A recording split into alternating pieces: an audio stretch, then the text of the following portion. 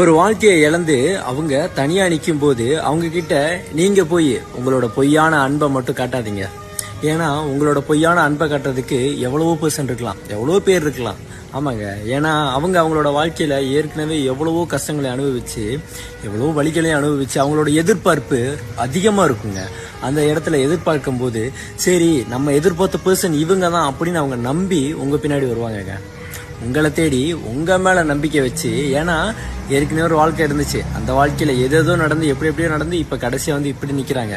இதெல்லாம் முடிஞ்சு இது எதுவுமே வேணான்னு விலகி அவங்க போயிருக்கும் போதுதான் நீங்க போனீங்க. நீங்க போனனால அவங்க உங்க மேல முழுசா நம்பிக்கை வச்சாங்க. அந்த நம்பிக்கைய உடைச்சிடாதீங்க எப்பயுமே சரி. ஏன்னா உங்களுக்கு உங்களோட டைம் பாஸ் பண்றதுக்கு எவ்வளவோ பேர் இருக்காங்க. அந்த டைம் பாஸ் பண்றதுக்கு நீங்க எங்க வேணா போய் பேசலாம். வாழ்க்கையை இழந்து இப்படி நிக்கிறவங்கள்ட்ட போய்